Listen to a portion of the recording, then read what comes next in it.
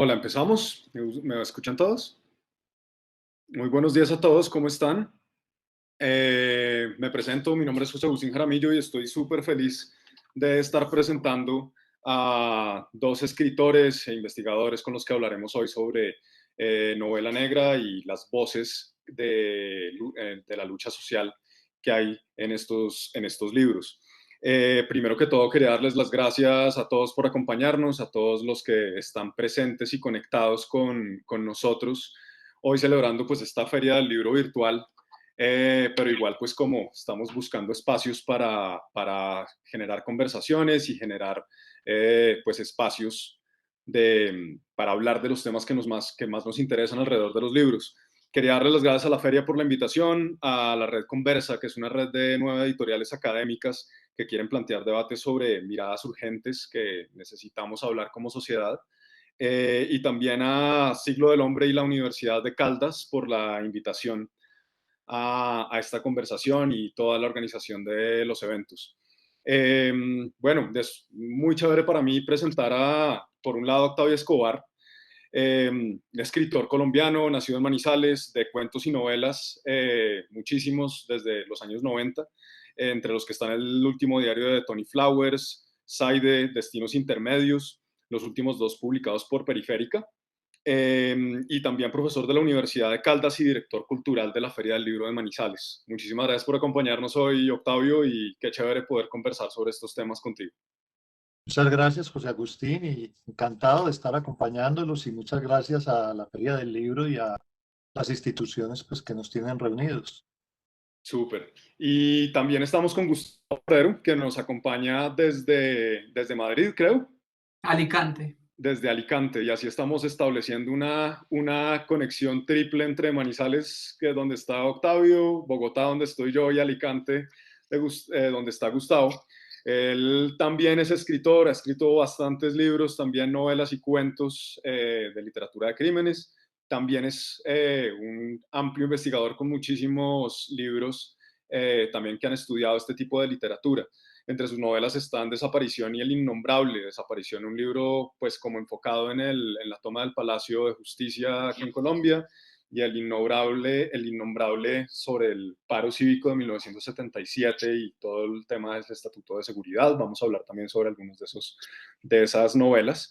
Es doctor de la Universidad de Salamanca, magíster de la Sorbona, y entre sus libros de investigación sobre literatura hay también unos muy interesantes, como la novela de crímenes en Colombia, perdón, varios libros que investigan la novela de crímenes en Colombia, América Latina y el mundo, como La anomia en la novela de crímenes en Colombia y La novela de crímenes en América Latina, un espacio de anomia social, ambos publicados en coedición por la Universidad de Antioquia y Siglo del Hombre.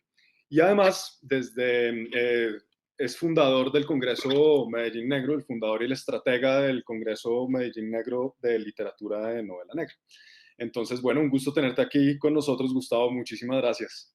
Gracias a ustedes, a José Agustín y a todas las personas que desde la feria apoyan este evento. Listo, súper. Entonces, para arrancar y empezar a hablar y meterle el diente al tema que nos compete, que es la literatura de crímenes, la novela negra, y pues tenemos a dos escritores que han escrito bastante sobre el tema. Para arrancar, yo quería preguntarles a ustedes por sus motivaciones, por que ustedes imaginen los momentos en los que estaban escribiendo algunas de estas novelas de las que vamos a hablar, y me cuenten un poco qué motivaciones tenían, qué los llevó a querer contar estas historias, y cuáles fueron sus lecturas también, sus investigaciones, cómo lo hicieron. Para arrancar con Octavio, dos novelas de Octavio que son Saide y Destinos Intermedios. Saide escrita en los 90, 95, si no estoy mal, y Destinos Intermedios en el 2010, pero ambas tienen un punto en común muy interesante, que es una ciudad imaginada, Aguas Blancas, a orillas del río Magdalena. Y bueno, son novelas que están atravesadas por la realidad colombiana de los 90, que era la realidad del narcotráfico y digamos que todas estas tensiones que había y que pues, nos estaban acompañando en ese momento. Y también al mismo tiempo ciudadanos comunes y corrientes que estaban en tensión con eso así no estuvieran involucrados, pero como todos los colombianos nos veíamos como en algún mundo tocados por ese mundo. Octavio, yo quería preguntarte un poco, sí, ¿cuáles fueron tus motivaciones cuando escribiste esa idea? ¿En qué estabas pensando, qué estabas leyendo y qué querías lograr con esa novela? Cuéntanos un poco de todo el proceso de escritura y de investigación que hubo detrás de esa idea y después de Destinos Intermedios. Sí, José Agustín, a ver, el cuento se puede hacer un poco largo, voy a intentar que sea corto. Mi profesión original no tiene nada que ver con la literatura, yo soy médico, o bueno, fui médico, ya hace un tiempo que no ejerzo la medicina, y cuando me correspondió hacer el rural, me correspondió en una población caldense del Magdalena Medio, en La Dorada, en una época en la cual el Magdalena Medio estaba siendo disputado entre los testaferros de Pablo Escobar y los testaferros de los esmeralderos boyacenses. Era una época muy violenta, el trabajo en urgencias de un hospital era una cosa terrible. Además yo iba de Manizales, la diferencia entre el Magdalena Medio y Manizales es brutal. Entonces, para mí, toda esta experiencia fue un choque en una gran cantidad de sentidos, un choque que yo tengo que admitir que asimilé muy mal inicialmente, supremamente mal. Yo lo único que quería era terminar mi rural y salir de allí. Pero cuando pasaron los años, toda esa experiencia la empecé a recordar, empecé a pensar lo que significa para el país eso que yo viví, ¿sí? Estoy hablando de que en un pueblo pequeño, en una población pequeña, mediana, la presencia de narcotraficantes o la presencia de grupos irregulares es muchísimo peor que en una ciudad. Nosotros nos hemos acostumbrado al relato del narcotráfico en Medellín, en Cali o cuando llegó a Bogotá, que habitualmente se remite al momento en que se pusieron los explosivos en el edificio del DAS. Pero desde hacía décadas eso se estaba viviendo en las poblaciones pequeñas y en las poblaciones pequeñas es terrible, porque mientras hay 10 policías, el narcotraficante puede tener 30 o 40 secuaces. Entonces, de esa experiencia, de ese trauma, fue que salió inicialmente Saide y posteriormente, digamos que ya un poco más meditado, Destinos Intermedios, porque a mí me gustaba la novela policíaca. Yo había sido lector de novela policíaca y esencialmente de novela negra desde muy joven, con los referentes obvios, ¿no? Dashiell Hammett, Philip Marlowe, Horace McCoy, y contar esa realidad, sobre todo contarla con la idea de que a los lectores les pudiera interesar, se beneficiaba de utilizar una literatura de género. Uno podía escribir un texto testimonial sobre el narcotráfico en el Magdalena Medio y probablemente a la mayoría de la gente no le interesaría. Pero si uno escribe una novela negra que tenga las características del género, que genere suspenso, que tenga personajes atractivos, que tenga un final que haga que el lector llegue hasta allá, pues las posibilidades de reflejar la realidad y de hacer literatura y de además atraer a los lectores, pues son muchísimo mayores. Entonces, esas fueron como las circunstancias y la motivación para escribir inicialmente Saide y posteriormente Destinos Intermedios. Investigación realmente hubo muy poca porque como bien queda claro, era todo mi experiencia. Salvo que en Saide también aparece una ciudad ya muy claramente eh, denominada Buenaventura, y en esa época yo iba con muchísima frecuencia a Ladrilleros, entonces digamos que esa fue la investigación que tuve que hacer más Chéverísimo. paseos a Ladrilleros para poder describir mejor Buenaventura, Ok. pero de resto no, de resto la mayor parte de la novela, obviamente con grandes modificaciones, tiene que ver con experiencias durante ese periodo del rural. No, súper. Ahorita profundizamos también un poquito en lo que nos contabas, un poco de los personajes, de esas líneas de tensión narrativa que pueden llegar a tener estas novelas y estos relatos. Gustavo, pero también me gustaría, que tú nos contaras un poco sobre estos dos libros también que nombré cuando estaba presentándote. que son El Innombrable y Desaparición. Esto es también como echar un poquito de reversa en la historia de Colombia y ponernos en el contexto de otros momentos muy difíciles, que son pues ya como los 80 con la toma del Palacio de Justicia, y el caso de desaparición, y un poquito más atrás, que es finales de los 70 con El Innombrable, que fue cuando había toda esta tensión del Estatuto de Seguridad y pues el paro cívico que recreas en tu novela. Cuéntame también un poco cómo nacieron estas novelas, qué inquietudes tenías y cómo fue, digamos, el proceso de escribirlas y de meterte pues como en ese momento del país y de esa historia.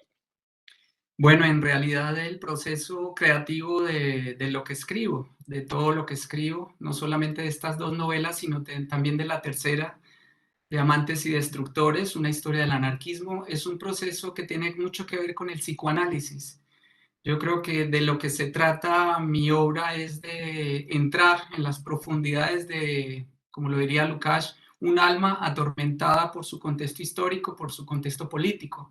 Yo creo que en Desaparición hay una indagación en torno a los efectos psicológicos que produce la crisis, el conflicto en Colombia. El personaje está totalmente, digamos, transformado de una manera radical. Vive una situación extrema. Él es un personaje que trabaja en un juzgado municipal en Bogotá, más o menos en los años 80 de la toma del Palacio de Justicia, y lo que se hace en este caso es llevar el conflicto a la interioridad. El mismo personaje lo dice, que realmente el conflicto ha llegado a su inconsciente, a su vida más íntima, y esto es lo que determina una narración trepidante, una narración que tiene que ver mucho con la psicología humana, y para efectos de lo que es el contexto histórico y político, tiene mucho que ver con lo que significa la desaparición vivida desde adentro, la desaparición de las personas que sufren, los que quedan, los que echan de menos a una persona que desaparece.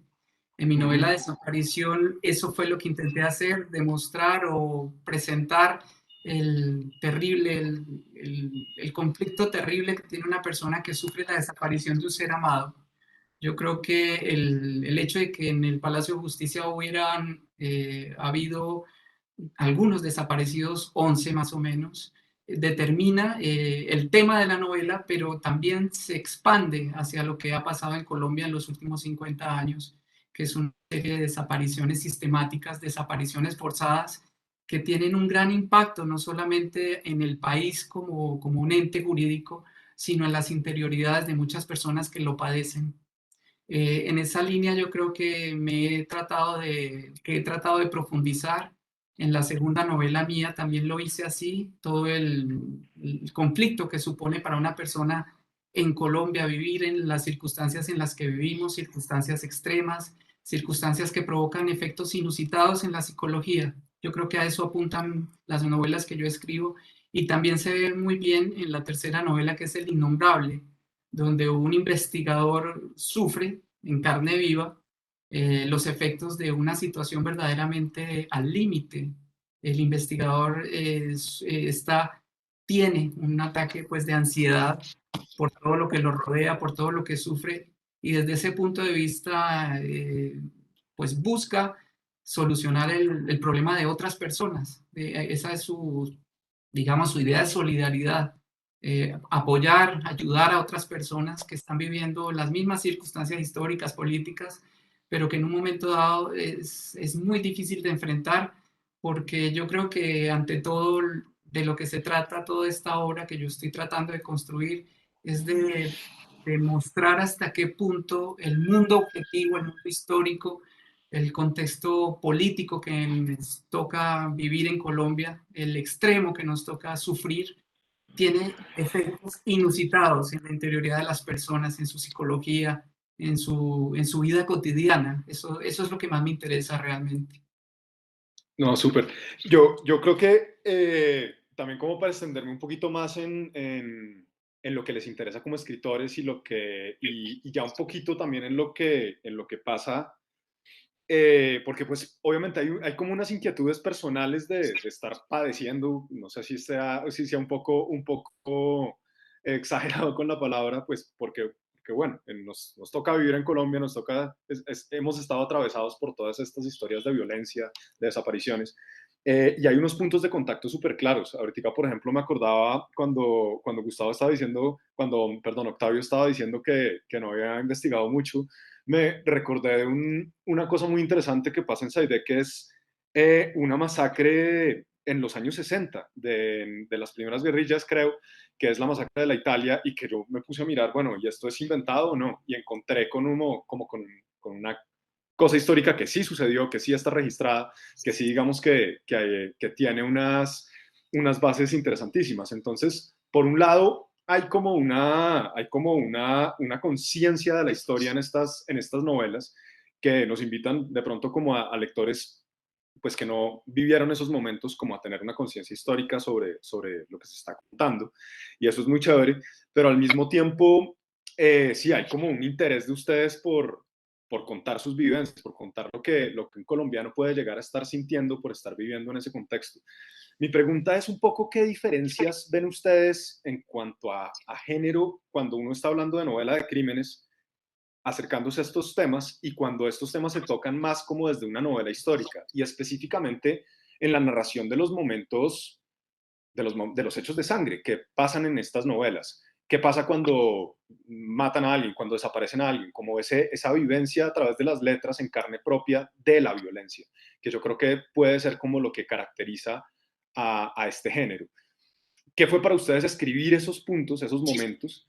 Y cómo creen que eso afecta también al lector y hace que estas novelas sean distintas a las de una novela histórica? No sé si arrancar por Octavio. Bueno, yo creo que el lector, o sea, el lector definitivamente entiende que cada uno de los géneros tiene unas características distintas y en ese sentido tiene también unas determinadas apetencias. Entonces, para una novela histórica, el lector generalmente está más interesado en el rigor y son personas que tienen una serie de conocimientos previos que hacen que el libro sea atractivo. El lector de novela negra o de novela policíaca es una persona que inicialmente lo que busca es pasar un buen rato. Esencialmente lo que busca es pasar un buen rato. La literatura colombiana en eso es bastante extraña.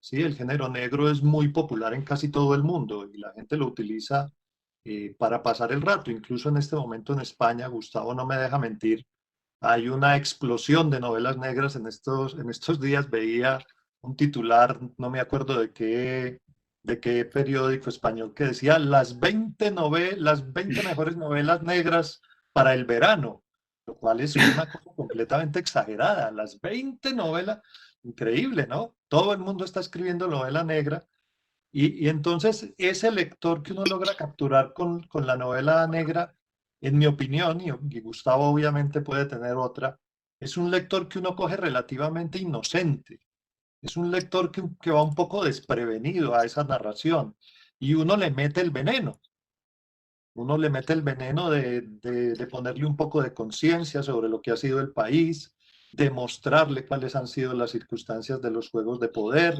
de, de, de reflejar esas penurias que en otras regiones del país las personas viven y que quien vive en las grandes capitales no pasa. Entonces, digamos que el género negro es una trampa para concientizar a los lectores de una manera que habitualmente la novela sin apellidos o la novela histórica no lo hace o no lo suele hacer, porque entre otras cosas hay novelas históricas también de todos los tipos. En Sí, ese sentido, el género negro incluso es un poquito más acotado que la novela histórica, sobre todo la novela histórica después de los años 50, después de las memorias de Adriano y de Asuntos del señor Julio César, de Bertolt Brecht, que significaron una ruptura en el género de la novela histórica.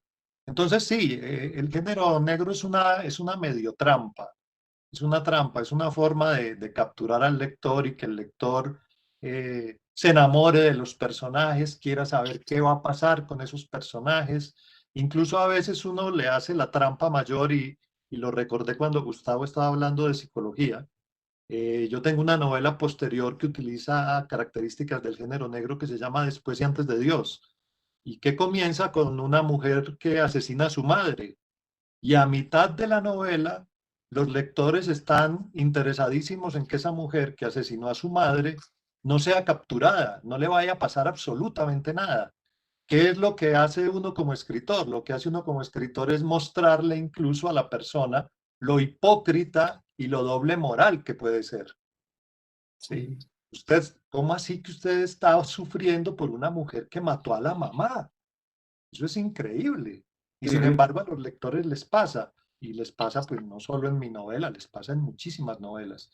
Finalmente la literatura en muchos sentidos es esa posibilidad de convertir al lector incluso en criminal, en lograr que la persona viva esa psicología de la que hablaba Gustavo, que puede ser supuestamente contraria a lo que uno siente y a lo que uno piensa, pero que uno finalmente termina viviendo a través de las páginas de un buen escritor.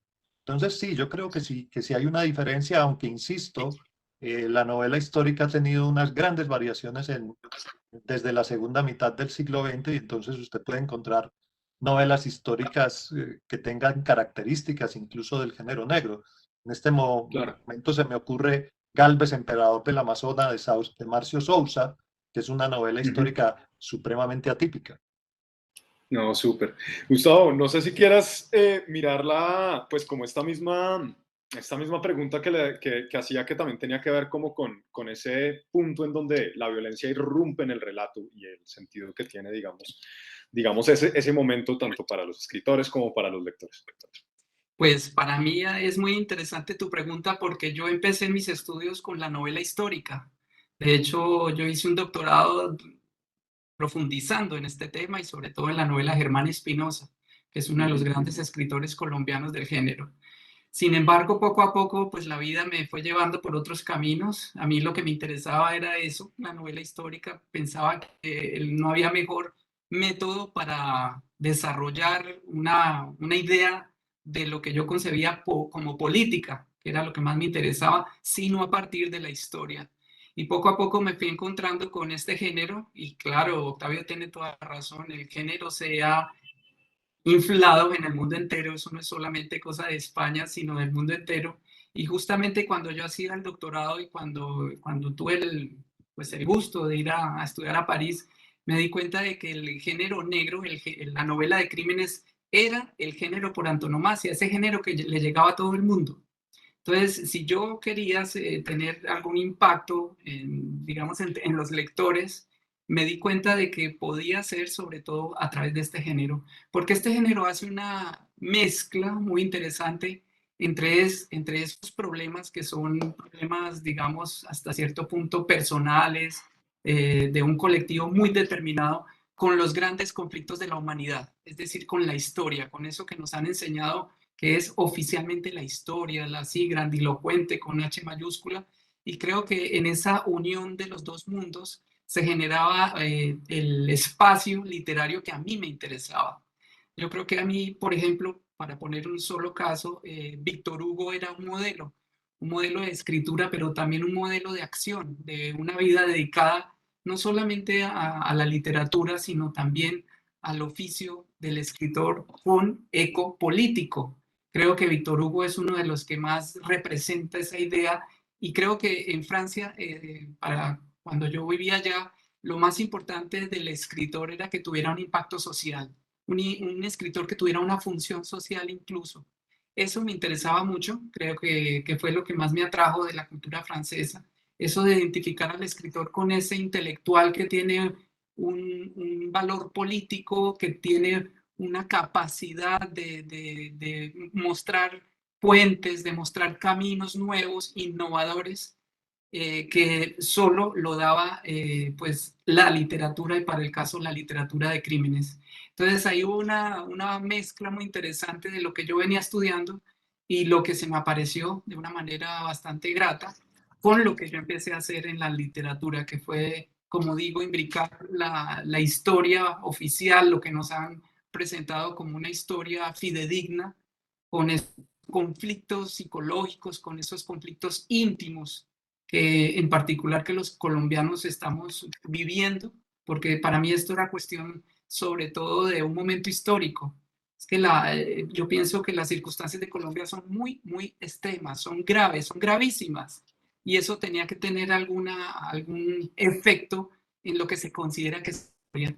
De hecho, gracias a esa reflexión, pienso que pues yo llegué a demeritar esa historia de la que he hablado, a entender que la historia es la historia de los que tienen el poder, de los militares en un momento dado, y que de lo que se trataba era de desvirtuar ese punto de vista, digamos, del poder en una novela que lo pusiera en entredicho. De hecho, El Innombrable empieza con esa frase lapidaria de que hay que acabar con este poder, ¿no? Con este poder, en efecto, hay que acabar. Y creo que eso también es una hoja de ruta para mi trabajo, para lo que yo pienso de la literatura. No, súper. A ver, yo quería aprovechar también, agarrarme de unas pequeñas respuestas que acaban de dar para hablar de un concepto que es muy importante para, sobre todo en la obra más de análisis de la literatura de crímenes de Gustavo, que es la anomia social. Cuando Octavio hablaba de que el personaje de la novela negra de repente le devela a uno como esa parte de cómo uno está también sufriendo por el criminal, como poniéndose en los pies de él y viviendo eso desde el otro lado. Me parece muy interesante y lo cruzo con este concepto de Gustavo, que es cómo estas novelas nos muestran esos espacios donde no hay ley, donde no hay normas y donde también, digamos que a partir de esa tabula rasa es donde se pueden empezar a generar unos órdenes, unos valores, algo que nos permita reconstruirnos como sociedad o de alguna forma. Entonces, bueno, quería invitar a Gustavo que profundice un poquito sobre y nos explique este concepto de anomia, cómo lo viste cómo lo encontraste y cuándo empezaste a sospechar que estaba en las novelas de crímenes y sobre todo empezando como a anunciar un pedacito del nombre de este debate, que son esas voces de la lucha social, porque así se llama nuestro conversatorio, que lo cuenten o que lo canten. Vamos en la parte de que lo cuenten, ¿no? Pero empecemos a buscar esas voces que cuentan en la novela negra. Bueno, yo soy abogado, eso hay que aceptarlo, hay que resignarse uno a ser quién es. No es fácil ser abogado en Colombia y bueno, mi formación me llevó a entender una idea que es una idea jurídica, que es una idea sociológica y que yo traté de llevar a la literatura, que es la de anomia. Anomia es la ausencia de ley o la falta de aplicación en un momento dado de la ley. Este concepto que es jurídico, que es sociológico, ha tenido desarrollos también en la filosofía política, en la filosofía jurídica. Sin duda todos como abogados o como sociólogos hemos oído hablar de Durkheim. Pocos hemos oído hablar, por desgracia, de Guyot, Jean-Marie Guyot, que era digamos, el contrapeso de Durkheim. Para Durkheim todo tenía que resolverse a partir de la sanción. Si un Estado funcionaba mal, si un Estado tenía una crisis, era porque el sistema sancionatorio no tenía eficiencia, no era eficaz en un momento dado. Para Guyot, por el contrario, cuando un sistema estaba en crisis, era que había que cambiarlo. De ahí su posición, su perspectiva anarquista de lo que es el conflicto social. Estas dos perspectivas han tenido todo su recorrido en el siglo XX y en el siglo XXI, al punto que un teórico como Peter Wollmann, que es alemán, ha dicho, para poner un caso, que Colombia es un estado anómico. Y ese estado anómico se da porque la gente no tiene identificación con las normas. La gente no tiene conciencia real, lingüística incluso, del contenido de las normas de un momento dado. Por lo tanto, no se reconocen ellas. Cuando eso pasa, hay estados de anomia, como él dice, en donde los conflictos sociales no tienen contención.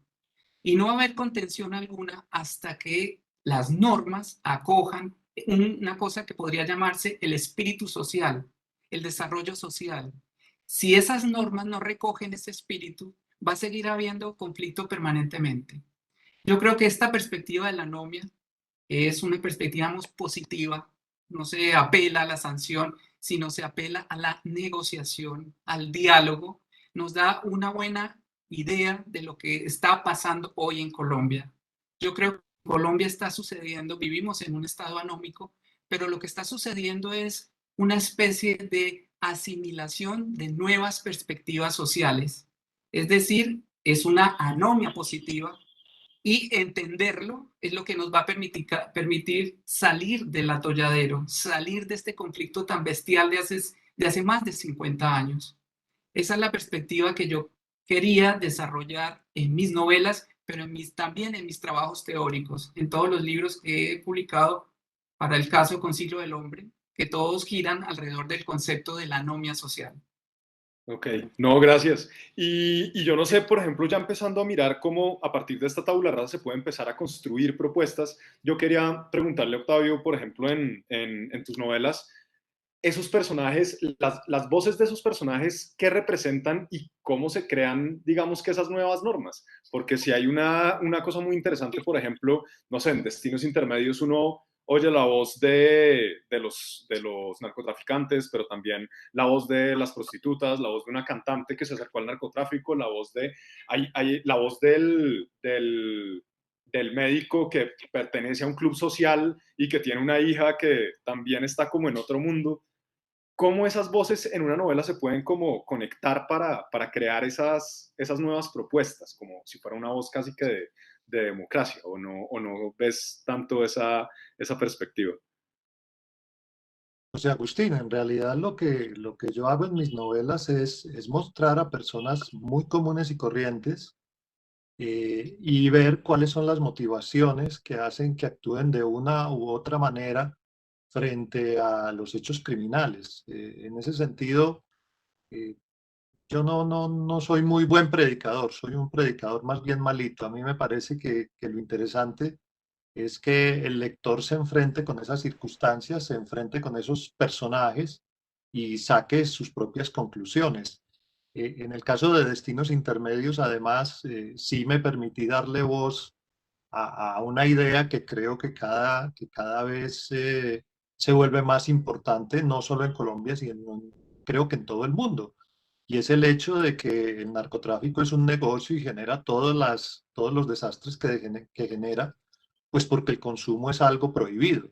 Si el consumo no estuviera prohibido, si el consumo estuviera regulado, si el consumo se convirtiera en un problema médico y no en un problema de policía, en un problema de control social, pues digamos que habría muchísimos menos problemas. Entonces, estos personajes que están viviendo, o sea, lo más importante de un personaje es que viva. No voy a caer en la falacia naturalista de decir que yo me invento los personajes y los personajes viven solos, por supuesto que no. Pero, pero sí hay que dejar que los personajes desarrollen lo que uno les plantea, la vida que uno les construyó y entonces, según sus profesiones, según lo que han estudiado, según lo que han vivido, pues van a ir reaccionando a lo que en la novela ocurre.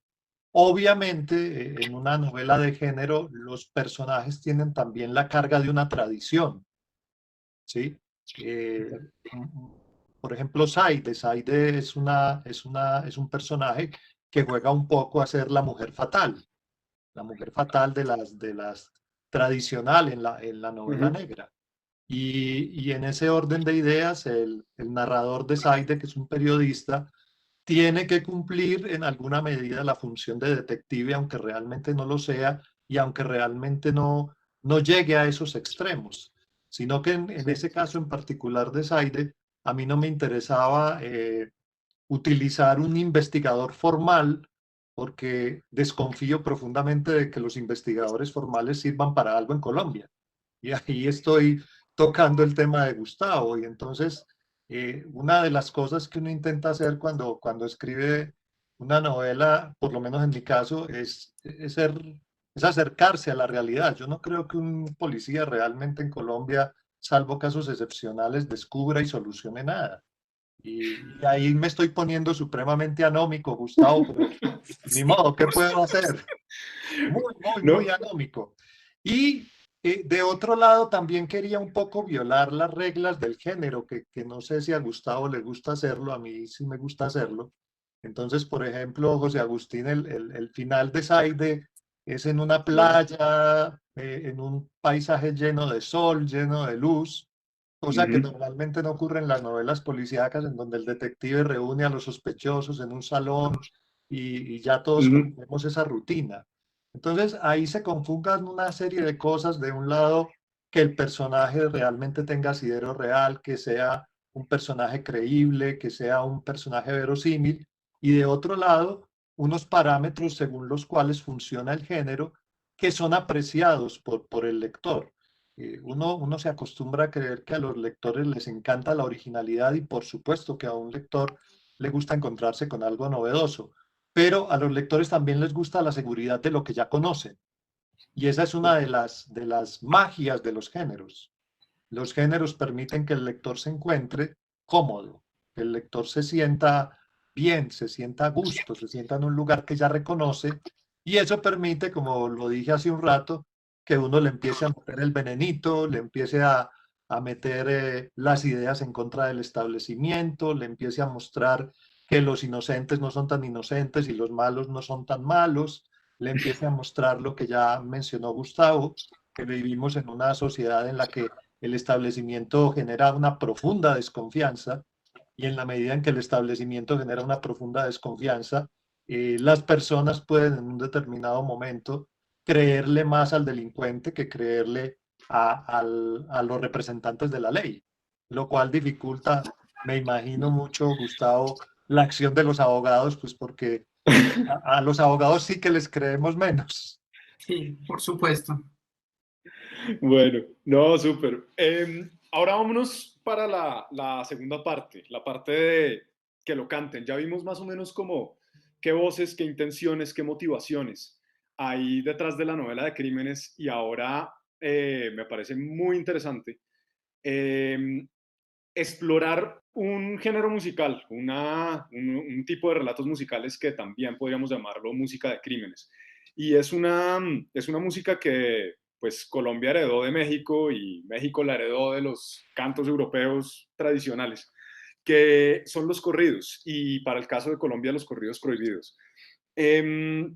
O sea, el público y la sala también, pues, sí está familiarizada por estos corridos, pero cuando planteamos con Gustavo y con Octavio esta conversación, también, aunque habían oído los corridos prohibidos, los narcocorridos, tanto en Colombia como en México, y sabían a qué se referían, tampoco digamos que estaban muy familiarizados con el tema. Entonces hicimos un ejercicio de oír tres corridos, que si ustedes en sus casas, las personas que están presentes en las salas, quieren escucharlos, sería chévere de pronto después de la conversación. Uno es un corrido colombiano de un compositor que se llama Uriel Henao, que se llama El Gran Mafioso, y voy a rescatar solamente como para que sepan de qué estamos hablando, la primera estrofa, los primeros versos de esta canción. Desde muy niño soñaba con tener mucho dinero, tener muchas propiedades en Colombia y el extranjero. Quería ganármela fácil porque pobre no me quedó. Me fui para Medellín, conocí muchos amigos. Después me fui hasta el Perú buscando un mejor futuro. Después pasé a El Salvador a negociar con los duros. Hoy tengo mucho dinero. Mi sueño se hizo realidad. Ahora soy un gran mafioso. Nunca me van a encontrar. Hoy me río de la vida. Soy más poderoso que Pablo Escobar. Ese era uno de los corridos, y pues claro, es una voz también que está totalmente marcada hacia uno de los problemas sociales que hay en Colombia, y pues ustedes que conocen un poquito del género saben que estas son canciones muy populares que se escuchan en rocolas, en establecimientos alrededor de una cerveza, totalmente distinto a lo como se consume la literatura. Entonces también hay unos espacios bien interesantes ahí. El segundo corrido que les había, que pues estuvimos escuchando, se llama Masacre de Patios de los Hermanos Pavón, y es un corrido bien interesante, también de un grupo colombiano, que recrea y cuenta un episodio de violencia que ocurrió en el año 2002, si no me equivoco, en Segovia, Antioquia, en donde, que fue uno de los primeros casos, digamos que vistos como de falsos positivos, en donde, según relataron las investigaciones y después algunos responsables de la operación hicieron saber, Era un grupo de paramilitares que habían citado con el gobierno, con el ejército de ese momento para hacer una operación colaborativa, y el ejército pues mata más o menos a más de 20 personas en ese momento y lo presentan como un gran evento pues de triunfo, una operación exitosa contra el paramilitarismo, pero desde la voz de los paramilitares decían: a nosotros nos emboscaron, nosotros no estábamos en combate. Entonces es también como la narración de un hecho histórico específico.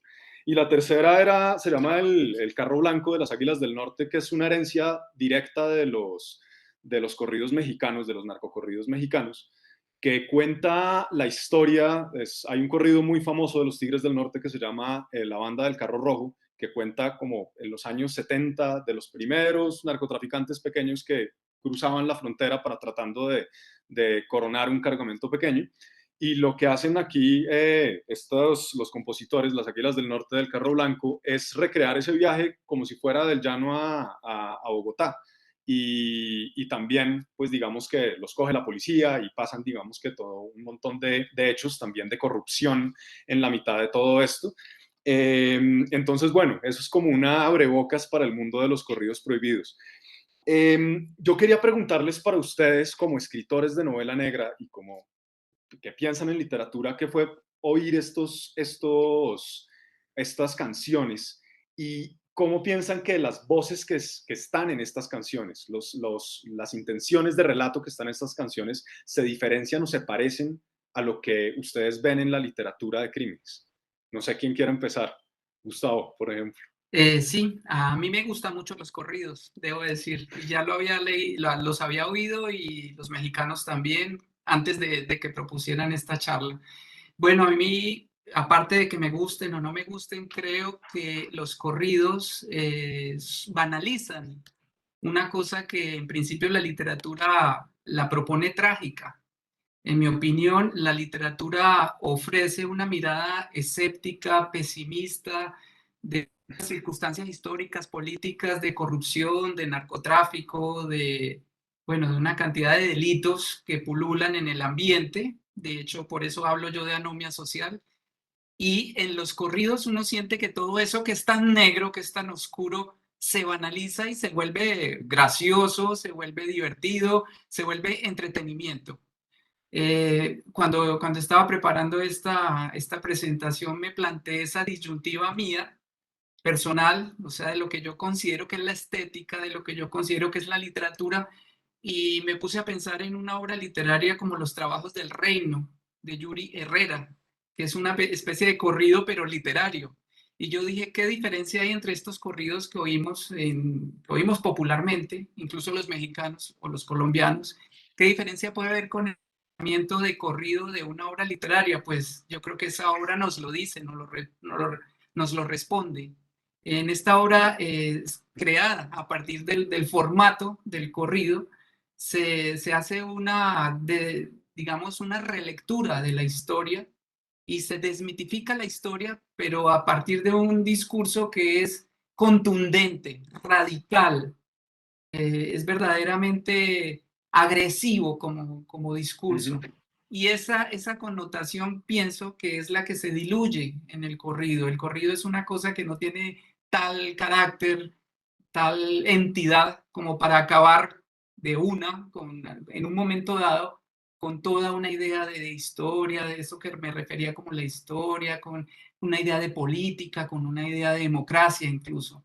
Creo que los Uh-huh. corridos son la forma banal, muy simpática, muy agradable, muy, pues, digamos, popular de asumir los grandes conflictos sociales de un momento dado y para el caso concreto de México, de Colombia, del narcotráfico. Porque es que el narcotráfico es una cosa muy grave y desde mi punto de vista en los corridos se siente como una cosa anecdótica, casi graciosa, ¿no? Es bien interesante esa posición.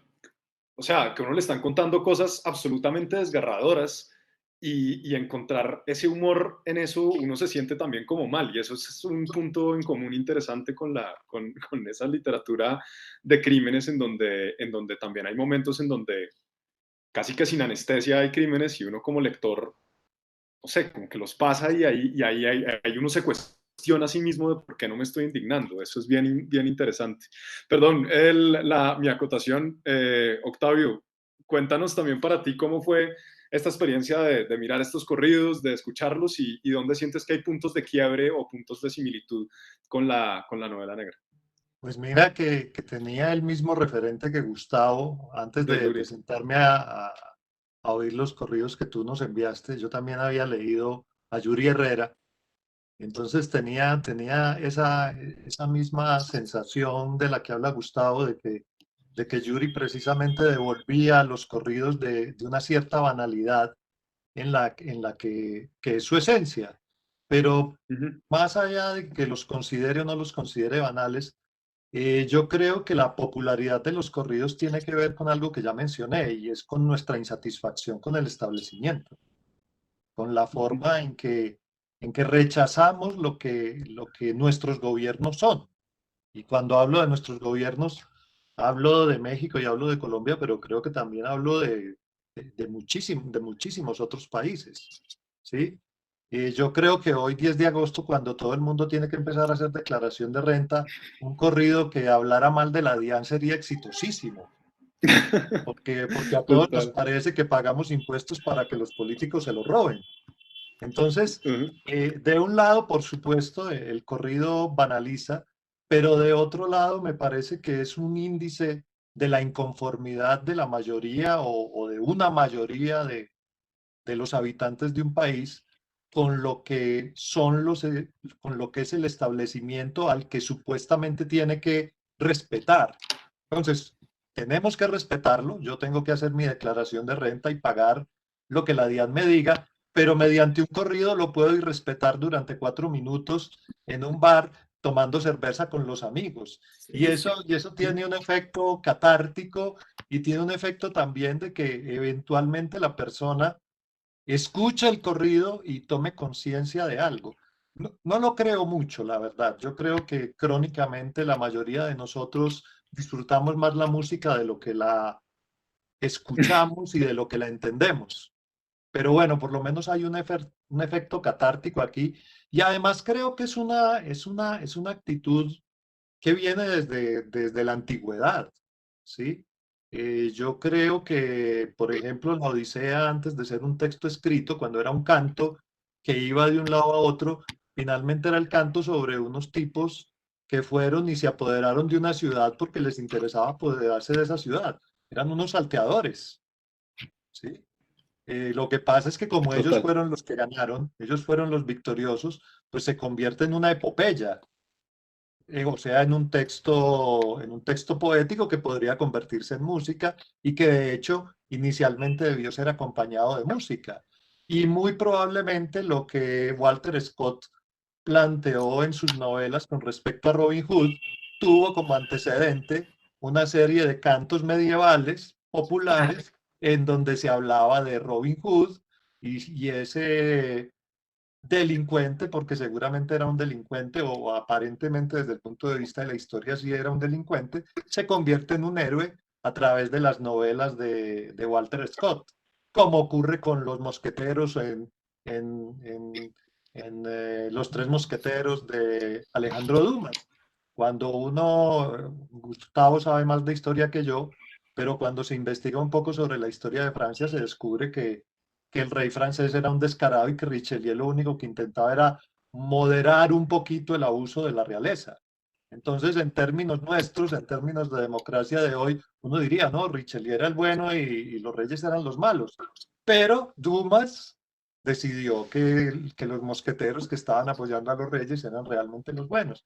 Entonces, digamos que esos corridos vienen de una tradición que, como bien lo dijo Gustavo, banaliza, pero una tradición que incluso puede llegar a convertirse también en literatura, como hizo Yuri de una manera maravillosa y esa novela es lo más recomendable del mundo. Sí, los trabajos del reino de Yuri Herrera Está, y también es esta noción bueno, nunca nos lo dice Yuri, pero es como un patrón Nunca sabemos bien qué hace, pero pues todos sabemos qué hace en un momento también como diferente. Y es este trabajo del tipo que cuenta las historias de lo que está pasando, ¿no? Como que ese es su lugar en la corte. Sí, Y a hay partir de otra esas cosa referencias se hacen interesante unas con cosas la que muy usted, lindas. si me permites, hay otra cosa Sí, sigue. interesante, que es que muchas veces ellos pagaban, Exacto. o sea, ellos querían convertirse en héroe. Exacto. Y que les escribieran su Hay historia, un ¿no? deseo de abandonar su condición natural para ejercer una condición distinta. Claro, Y claro. eso lo intentaban lograr a través de los escritores de corridos. Sí, o de legitimarse también, tal vez. Sí, de Es bien, es legitimarse. una, es bien interesante esas posiciones que hay de a veces de que, porque está desde ese, digamos que compositor pagado para legitimarse, pero también hay otras canciones, ahorita también en el público estaban refiriéndose a un grupo que se llama Los Bacanes del Sur, que hace canciones también como más comunes, grotescas, o sea, que simplemente es la necesidad como popular. Yo, por ejemplo, me acuerdo, no sé si sea de los Bacanes del Sur específicamente, pero es una canción de alguien que está viajando en un bus de Florencia a otra ciudad de Colombia y en el bus se levanta a una mujer y es esa historia de amor que dura el viaje de un bus. También a veces surgen ese tipo de canciones y de relatos que son pues como comunes de nuestra sociedad.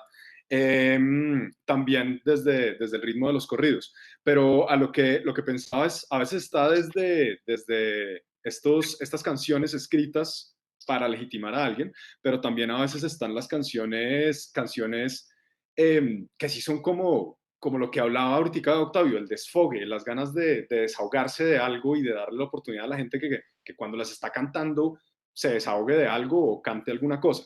Y voy a plantear como una última pregunta muy breve y es a lo que invitan tanto los corridos como la literatura, porque yo creo que hay una noción de invitación a pensar los problemas sociales donde de pronto radica el valor de todo esto. Sea la voz de quien sea, el hecho de ponernos narrativamente en el espacio de un corrido o en el espacio de una literatura de crímenes nos da herramientas para pensar la historia y para pensar los problemas sociales desde otros puntos de vista, desde puntos de vista inesperados de pronto. ¿Qué piensan frente a eso? ¿Están de acuerdo? ¿No están de acuerdo?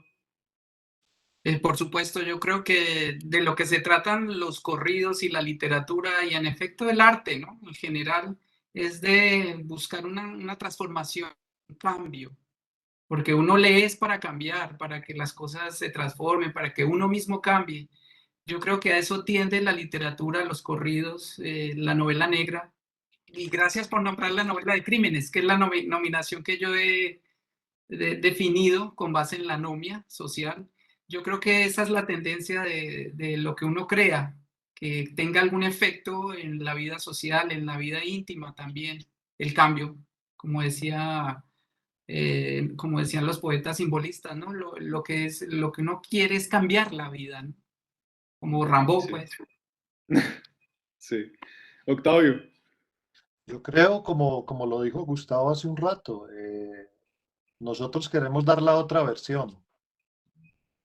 versión que no es la del poder, y en ese sentido también convertirnos en la voz del vencido, no del vencedor, que Sí, eso es claro. muy importante, que eso es básico, porque en nuestras sociedades, en unas sociedades tan poco equitativas como las nuestras, en unas sociedades donde el poder siempre ha sido de los mismos, dar la posibilidad de que el vencido refleje su situación es básico, y en la medida en que el corrido, el testimonio periodístico, la novela negra, la novela histórica, nos den el otro lado de la moneda, nos permitan situarnos en los pies del otro, uno quiere creer que es factible también que los mecanismos democráticos mejoren porque las personas van a empezar a votar de otra manera.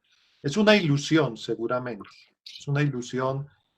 Gustavo ya ha hablado muy bien de una sociedad anómica en la que estas transformaciones son muy difíciles, pero yo creo que todos los artistas soñamos con eso. Todos los artistas nos ilusionamos con la posibilidad de que nuestros textos generen transformaciones en el lector y en ese orden de ideas también generen transformaciones en la sociedad en la cual vivimos.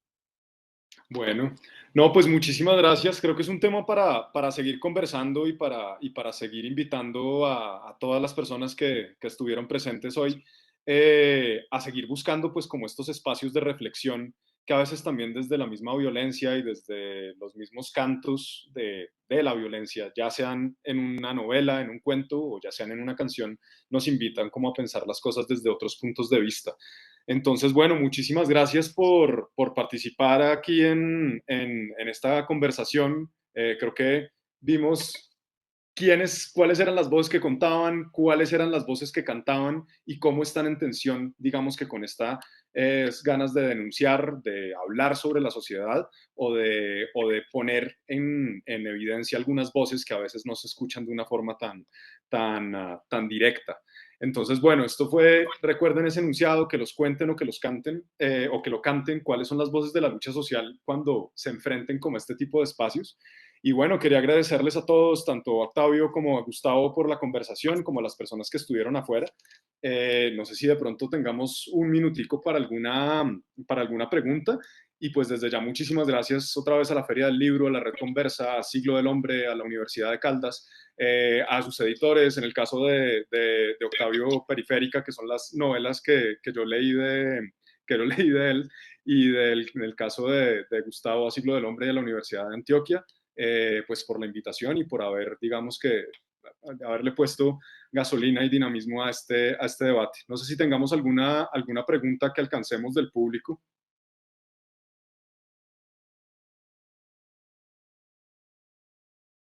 Que nos digan de pronto por chat o si los coordinadores estén por ahí, porque nosotros, listo.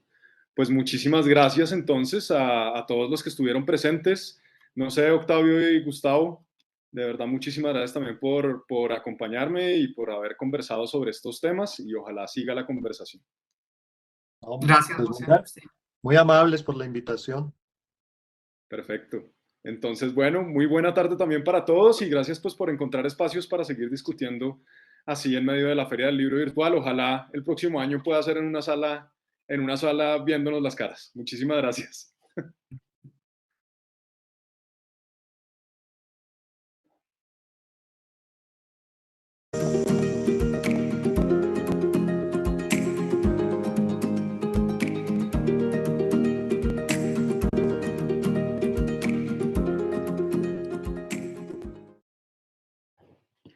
Bueno, no, gracias Octavio y Gustavo. Qué rico haber hablado con ustedes.